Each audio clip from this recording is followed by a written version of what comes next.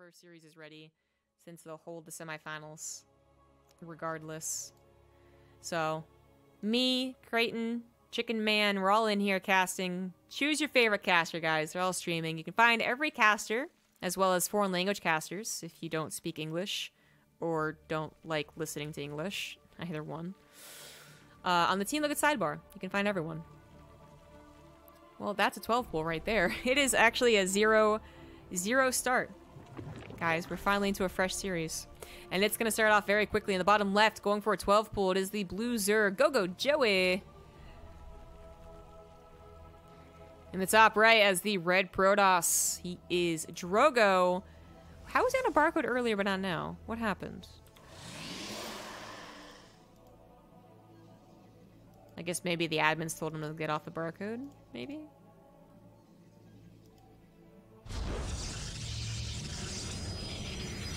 The winner of this will be facing Zaun in that semifinal. I am going to guess it's going to be a Time versus Drogo finals.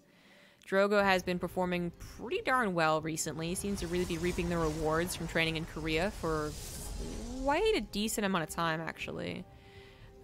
He doesn't stay there, you know, more permanently, like No Regret, or even sort of at this point is kind of permanent over there. I think Scarlet actually came back to Canada for a while. But anyways, he still is over there quite a lot. But to be clear, like, it does take a while to actually reap the rewards of any training regimen. But typically from what we've seen in the past 10 years of StarCraft, the guesstimate is like 6 months post-training end is kind of when you start to see results. So like a long time really in the esports world, but I digress. Drogo is now showing some serious results, is back up there with contending for best European Protoss. Is what I wanted to get to. So that's why I have a lot of faith in him, even against Zaun, who's killed 2 Protoss players already. GogoJoey going for the cheesiest, well, not the cheesiest thing you can do, but the most annoying thing you can do, I would say. Just because, yeah, a full-on cheese is annoying. You know, a 12 pool with gas and speed and whatnot.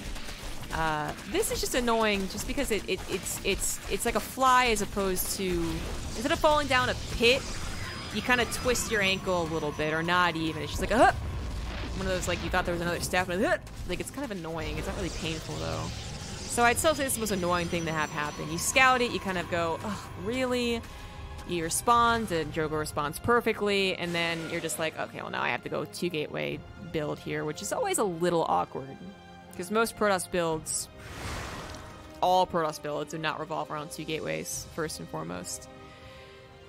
People who do 2 gateway openers as a form of aggression and not defense, they're just weird. I don't know if they really expect to do a lot of damage. Doesn't seem like they do.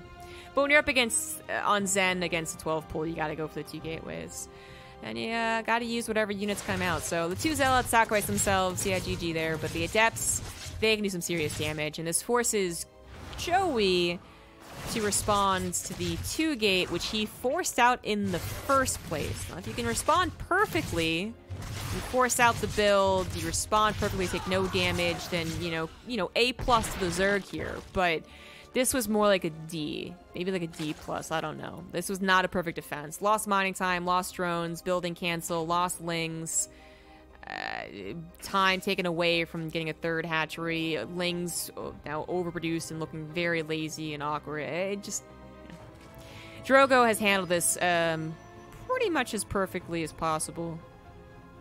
And he is going to be adding on 2 gateways and going into a robo here. I'm surprised to see a Twilight Council.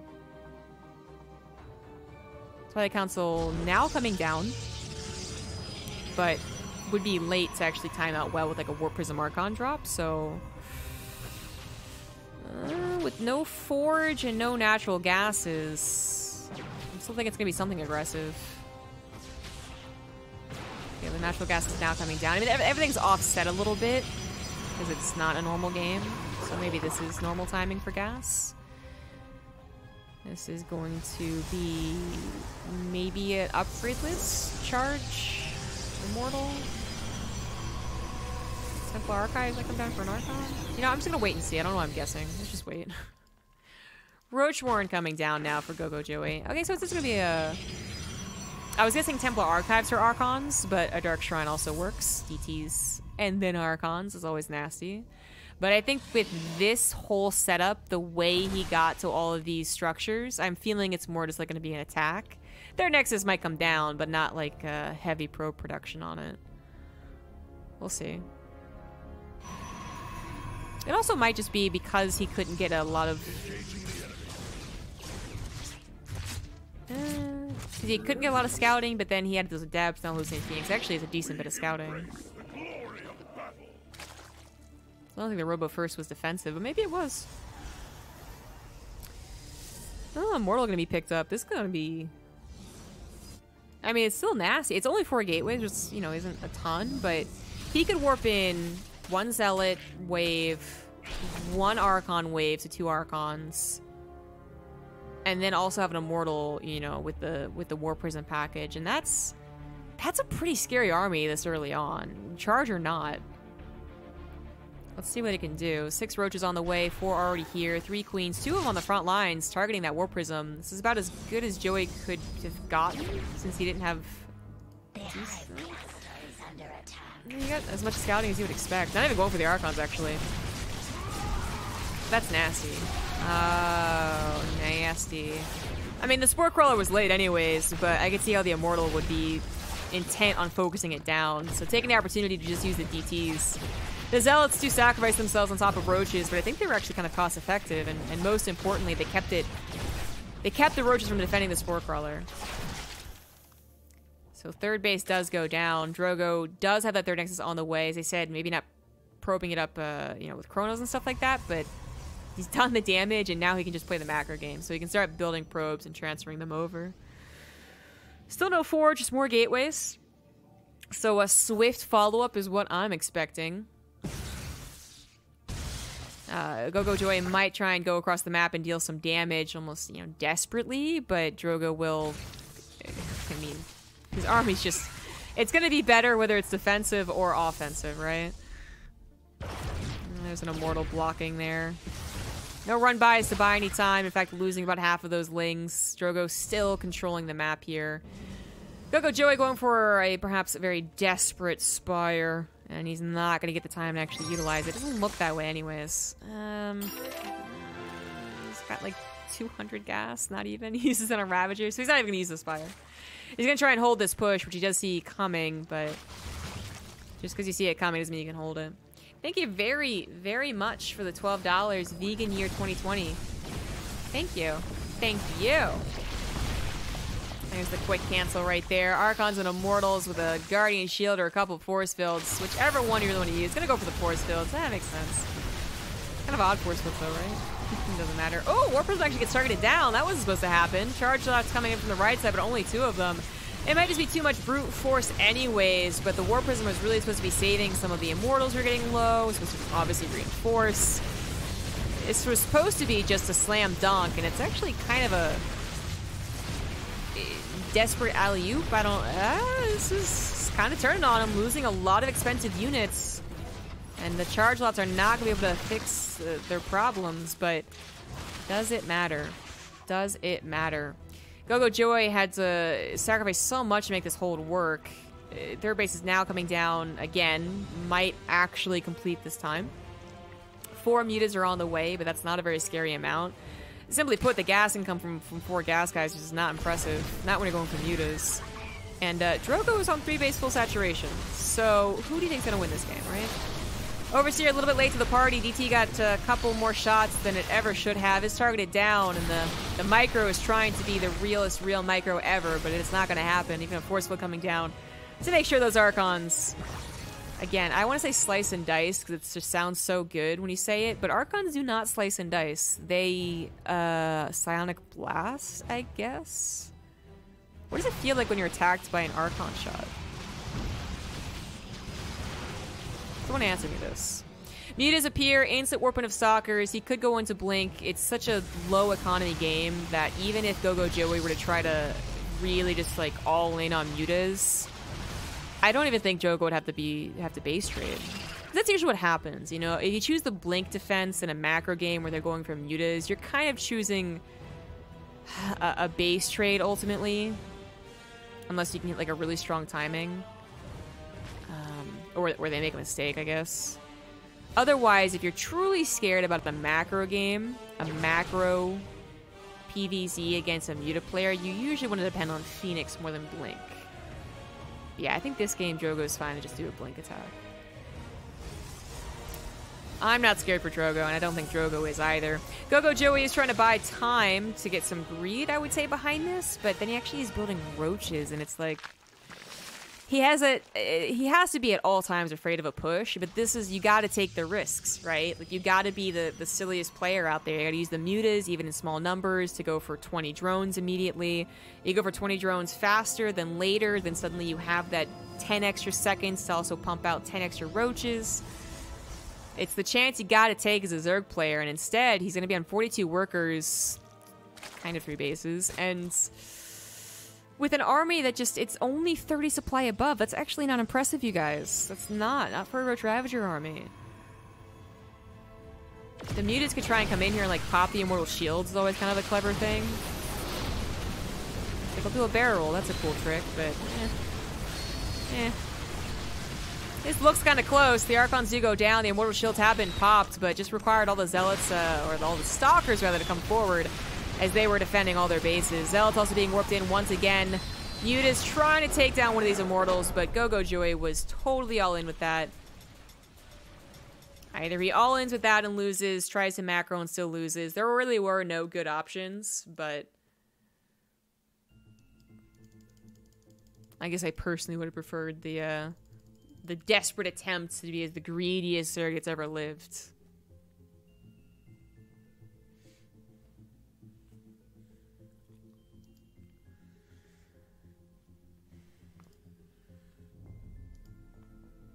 Isn't it a lightning zap? I don't know. Like, the most detailed animation we get from an Archon is in the Legacy of the Void cinematic against the Ultra, right? But it actually just tears the Ultra apart and then sacrifices itself.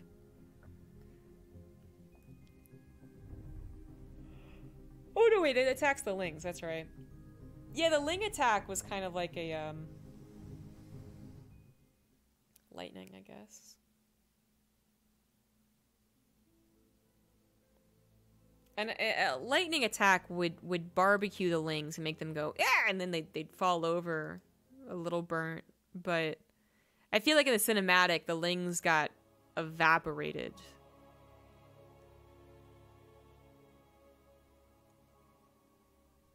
Maybe they're just burned. Maybe I'm misremembering.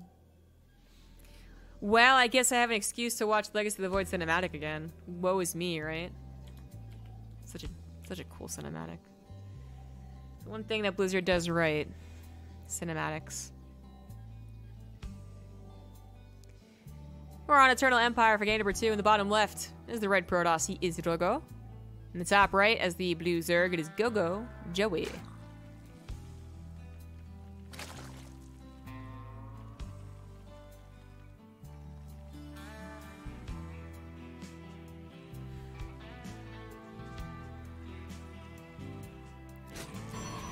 There's a few times where I've gotten chills on StarCraft 2.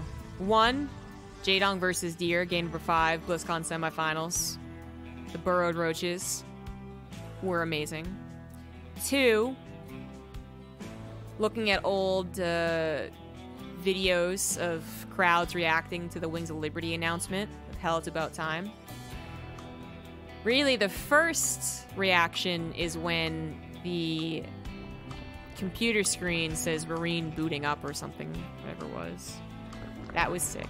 And then 3 was the Legacy of the Void cinematic when everyone yelled power overwhelming because we finally got to see an Archon merge. I mean, that was pretty sick. That was pretty cool. If the entire concept of the Legacy of the Void cinematic was, guys, we need to make an Archon and have it, like, attack, I'd be okay with that. If that was it, if it was just an Archon merging and saying that, and there's like no other introduction to the game, I'd be okay with that.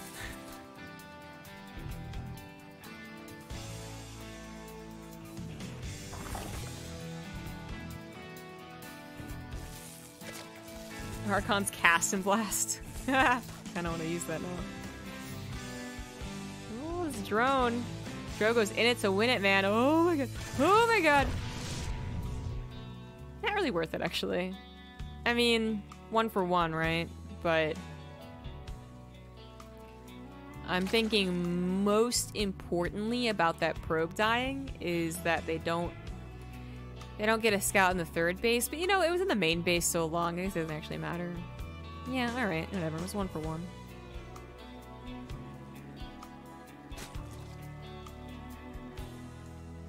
There's very few things that a Zerg can do when you're fully scouting their main base. They could slap down a Roachworn down here, but then you'd see them taking all the gas again, so... Yep, he's fine. The Adept's gonna pop out and have that second line of scouting in case it was anything tricky, like, oh, probe died, like, immediately put back on a gas. And then that third line of scouting is the Oracle, so Drogo's fine. Drogo's safe. Drogo feels safe, is what I'm getting at. We know everything. But I think even Drogo would be like, yeah, I was good on that scouting. Man, I feel like I saw some player do this, I guess with a pylon here. But this is the way you're supposed to be walling off an Eternal Empire, guys, so that you can eventually tear down these rocks, or, well, more accurately, they can be torn down by, like, your opponent, and you'll still have a wall.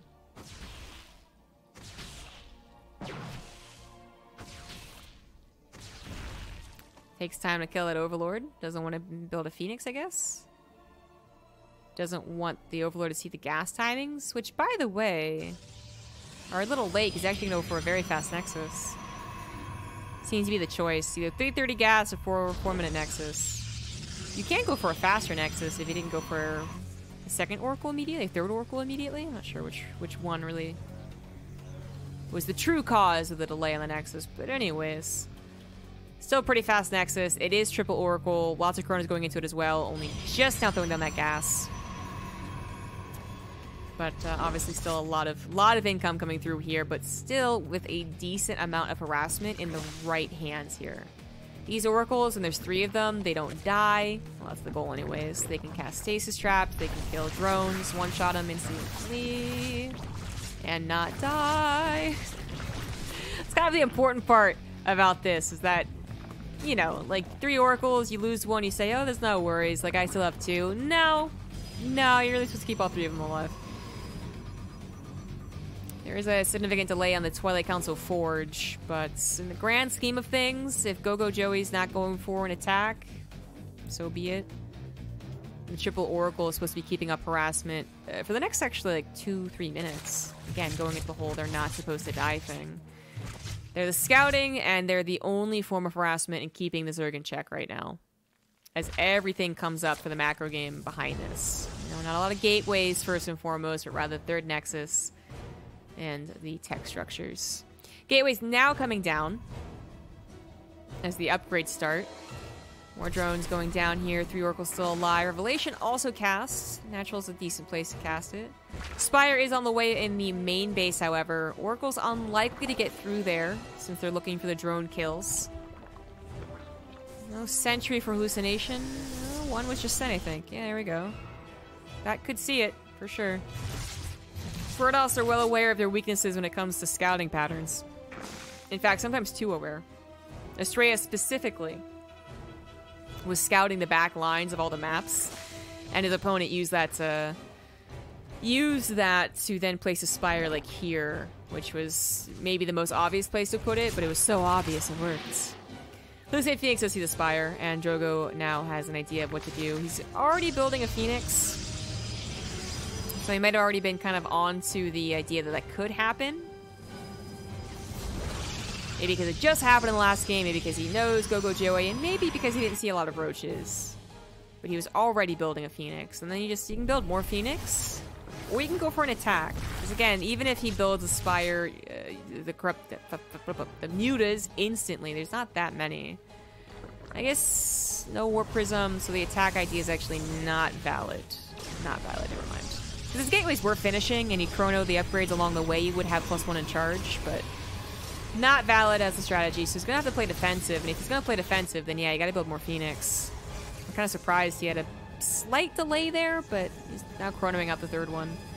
Archons can hold the lines, they're just not very mobile, which is the scary part of this. And they get trapped easily. Drogo is going to threaten an attack, actually meeting a couple of Lings halfway. He's got High Templars as if he has Storm, but okay, only just now starting.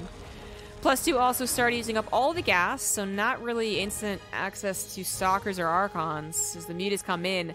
If there were 10 or 12 of them, this would be quite nasty, but at 7, instantly pulling the probes might have done the trick, but a little late on that. 8 probes go down before he pulls them, so 10, 11, 12, 13. A cannon in the natural, I guess that's where Drogo was anticipating the mutas to go first and foremost. A little unfortunate. 17 probes go down. Phoenix late to the party because he was also microing against, I think, further Ling run-bys. The Phoenix will kill the mutas. They aren't even trying to attack. They could. But GogoJoey has apparently just stopped paying attention to the mutas. And every single muta goes down. For what it was worth, let's check the resources lost here. 7 mutas plus 200, 200 on the Spire. Right? That's almost 1,000 for 18 probes with the damage.